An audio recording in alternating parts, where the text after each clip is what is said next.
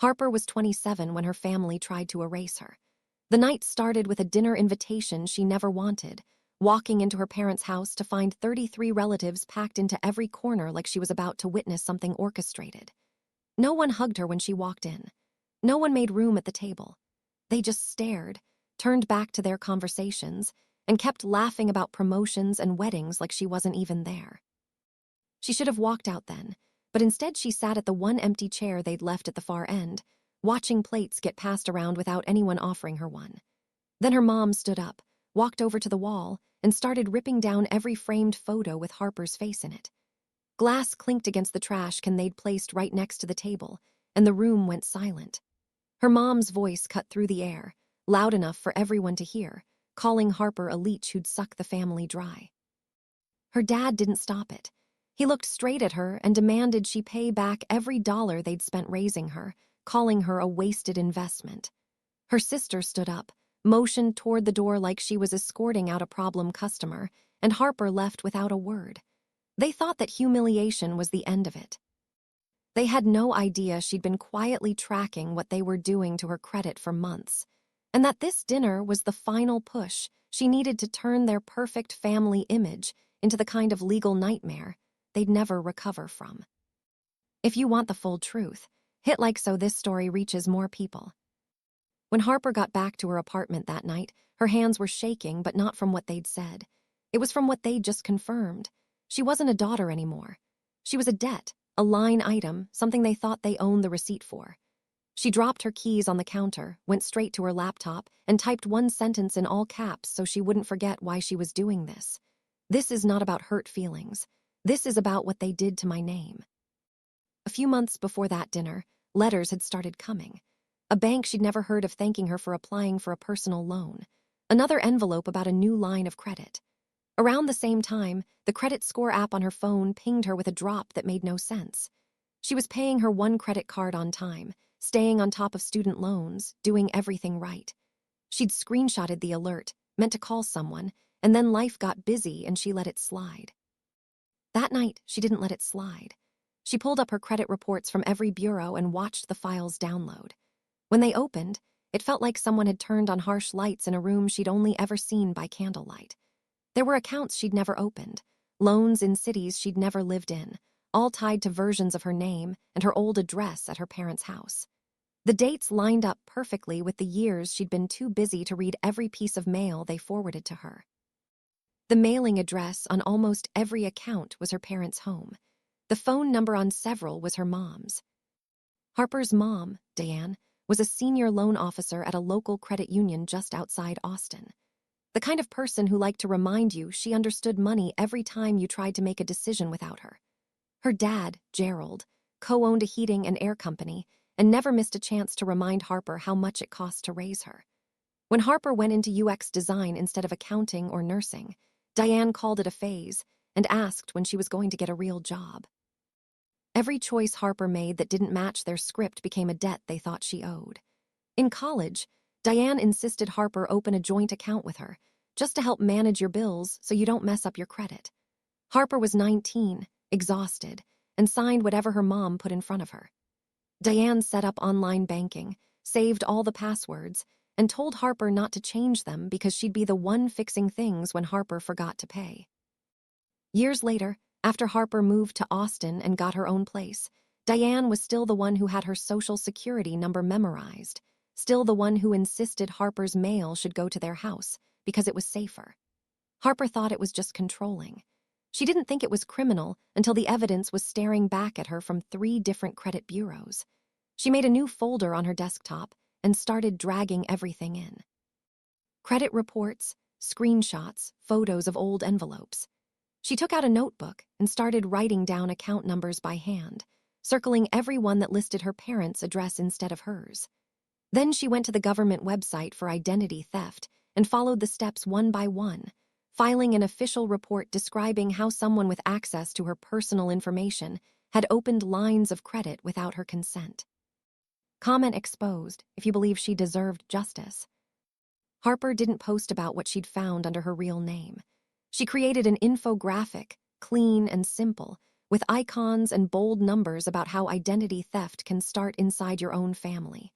She uploaded it to an anonymous account on a personal finance discussion site with a caption about someone close abusing access to her information. For a while, nothing happened. Then the notifications shifted. People started commenting, sharing their own stories of parents and spouses opening accounts behind their backs. One message stood out. A generic username thanked her for posting, said the layout made it easy to understand, and then added one line that made Harper's skin prickle. Some of this sounds exactly like what my sister has been doing to the family. A minute later, another message came in from the same account asking if it was Harper. It was Janine, Harper's mom's older sister, the accountant who always seemed a little bit on the outside of family pictures. They switched to a private call. Janine's voice sounded tired in a way that had nothing to do with age. She told Harper that a couple of years back, Diane had helped her restructure some debt after a rough patch with her freelance clients. Janine had signed a stack of documents because Diane told her it was just consolidating credit cards into one payment.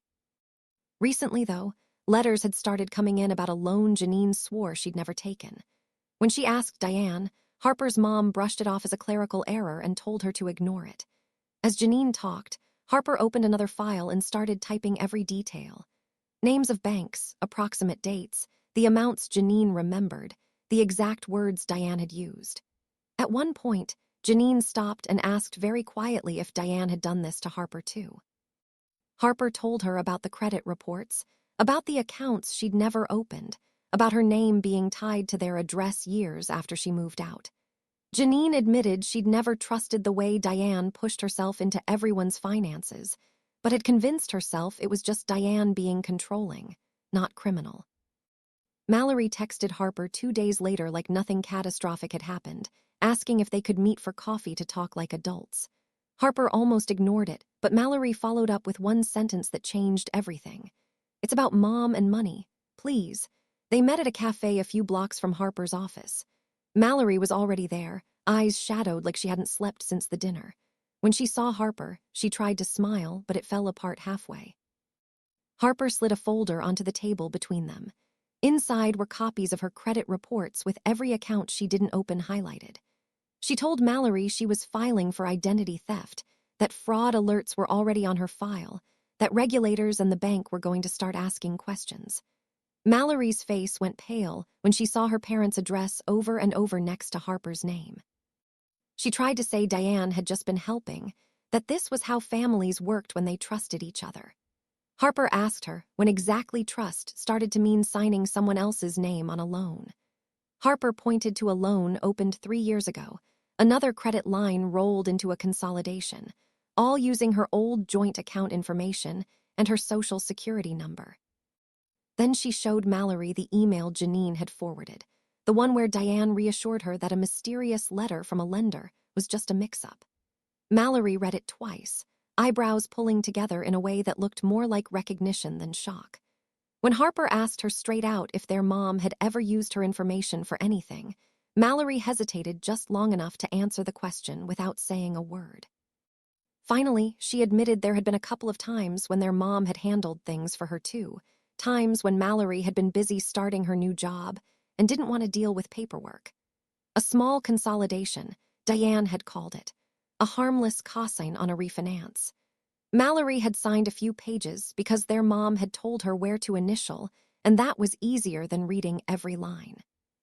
Type yes if you want to see all targets hit at once. As Mallory dragged old memories up, they lined up with a pattern Harper was already sketching out. Diane would show up during a crisis, offer to fix things, collect signatures when people were tired or overwhelmed, and then redirect just enough money to cover whatever she and Gerald wanted to do next, whether that was paying off business debt or remodeling a kitchen. When Harper mentioned Grandma Marion, something flickered across Mallory's face. She said their mom had been the one to handle everything when Marion sold her house and moved into an independent living community. Diane went to every meeting, filtered every call, brought a neat little check to the moving party, and told everyone the rest had gone to fees and taxes. That had never sat right with Mallory, but every time she tried to ask questions, Diane snapped at her for being ungrateful. Harper typed while Mallory talked, building a rough timeline. Year 1, Harper starts college and opens a joint account with Diane. Year 2, Janine hits a bad season with clients and Diane steps in. Year 3, Grandma sells her house. Year 4, Gerald's HVAC business suddenly has a new work truck and a remodeled office. On paper, it was just numbers. In real life, it was favors, guilt, and a long history of Diane reminding everyone how much they owed her. When Harper told Mallory she'd already filed with the FTC, her sister's eyes widened. When she mentioned that Diane's own credit union would be forced to investigate once they saw how many loans connected back to their employees' relatives, Mallory finally stopped trying to spin it. For a few seconds, Mallory just stared at the table, then quietly asked what Harper planned to do next. Harper told her she was going to talk to a lawyer, not to sue the family for fun, but to protect herself before their mess completely burned down her financial future. Mallory swallowed hard and said she'd send every email, text, and screenshot she had that involved their mom and money, especially anything tied to Grandma or Janine. She admitted she didn't want their mom to go to jail, but she was also tired of living with this sick feeling that something was wrong and she was helping hide it. Share this video so communities understand what was hiding. As they wrapped up, Harper's phone buzzed with a text from an unknown number containing one blurry photo. Her dad standing next to a classic-looking HVAC truck, grinning with a beer in his hand. The caption read, "Funny how fast that upgrade showed up after Grandma sold the house, huh?" It was from her uncle on her dad's side, the one who'd always half-joked about Gerald forgetting where the family money came from. Harper showed the picture to Mallory and watched the last piece of denial slip from her sister's face. On the bus ride home, Harper sent an email to a consumer rights attorney whose name had come up several times in threads about financial abuse. She attached a summarized version of her timeline, the documents she had so far, and told them in plain language that what had started as a humiliating family dinner had turned into a trail of signatures, loans, and redirected money spanning nearly a decade. The attorney responded within 48 hours. They wanted to set up a consultation. They mentioned that cases involving financial professionals abusing their positions to commit familial identity theft often drew attention from both state regulators and federal agencies, especially when credit unions were involved. Diane's employer would be required to conduct an internal fraud investigation the moment regulators flagged the pattern, and that investigation would move fast because credit unions can't afford the reputational damage of having an employee tied to fraud. Harper's phone kept buzzing with calls from her parents, then from her dad, then from cousins she hadn't spoken to in years. She let them all ring out, watching their names flash across the screen. For years, they'd acted like she was draining them. Now she was starting to see how many people they'd quietly drained to keep that image of a successful, generous family alive. She turned her ringer off and kept building her case. The attorney explained that identity theft committed by family members is prosecuted under the same federal statutes as any other identity fraud. In 2024, the average sentence for aggravated identity theft was 54 months in prison, with 99% of those convicted serving time.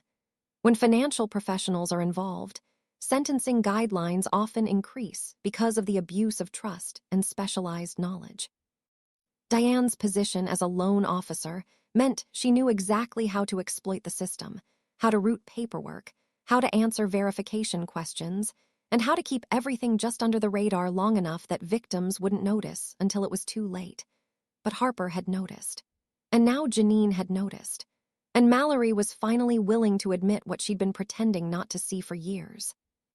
The attorney filed a formal complaint with the credit union's regulatory body, attaching copies of the fraudulent accounts, the timeline Harper had built, and statements from both Harper and Janine describing how Diane had positioned herself as the family's financial expert to gain access to sensitive information. Within a week, Diane was placed on administrative leave pending the outcome of the investigation. Credit unions move fast when fraud allegations surface because their entire business model depends on member trust. And an employee using her position to commit identity theft against her own family members is the kind of scandal that can trigger audits, fines, and regulatory sanctions. If this shocked you, comment justice below. Harper didn't hear from her parents directly during those first few weeks.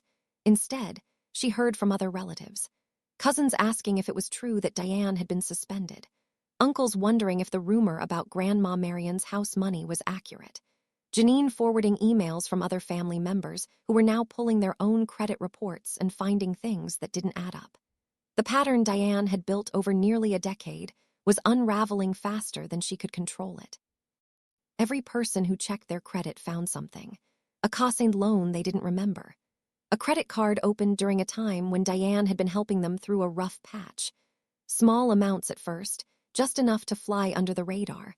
But over time, it added up to tens of thousands of dollars redirected into accounts Gerald and Diane controlled. The credit union's internal investigation confirmed what Harper had already documented. Diane had used her access to credit systems and her knowledge of loan processing to open accounts in the names of family members, routing statements to her own address, and making just enough minimum payments to keep things from defaulting immediately. When the investigation expanded to include Grandma Marion's estate, they found that the sale of her house had generated far more money than Diane had ever disclosed to the family. The fees and taxes Diane claimed had eaten up most of the proceeds were either inflated or entirely fabricated. The bulk of the money had been transferred into an account Gerald used for his HVAC business, the same account that paid for the new truck, the office remodel, and a series of upgrades that had always seemed too expensive for a small contractor to afford. Mallory sent Harper a text late one night that just said, "I'm so sorry I didn't believe you sooner." It wasn't enough to undo the years of being dismissed, but it was something. The legal process moved slowly, but it moved. Diane was formally charged with multiple counts of identity theft and fraud. Gerald was named as a co-conspirator for knowingly benefiting from the proceeds of the fraudulent accounts. The credit union settled with the victims to avoid further reputational damage, clearing the fraudulent accounts from their credit reports and providing restitution for the financial harm caused. Harper's credit was restored. The accounts that had dragged her score down for years were wiped clean, marked as fraudulent, and removed from her file. Janine received a similar settlement. So did Mallory, once she finally admitted the full extent of what their mom had done in her name. The Brooks family no longer does big dinners. The relatives who used to pack into every corner of the house for staged photos and matching Christmas sweaters now compare notes about how much Diane took from each of them. Some of them still defend her, saying she was just trying to keep the family afloat, that she made mistakes, but didn't deserve to be treated like a criminal. Harper doesn't engage with those conversations anymore. She learned that you can't make people see what they're not ready to see, and some people would rather keep pretending than admit they were part of a system that hurt others. Diane's sentencing hearing was scheduled for early 2026. The prosecutor was pushing for prison time, citing the systematic nature of the fraud, the abuse of her professional position, and the number of victims over nearly a decade. Gerald was facing separate charges related to his role in using the stolen funds for business expenses. Harper didn't attend the hearing. She didn't need to see her parents in handcuffs to feel like justice had been served. For her, justice was waking up every morning knowing her credit was her own again, that no one was signing her name to documents she'd never seen, that the weight she'd been carrying for years without fully understanding it was finally gone. She still designs interfaces for tech companies in Austin. She still gets coffee with Mallory sometimes, though the conversations are different now, quieter, more careful. They talk about work, about the weather, about anything except the family they used to have.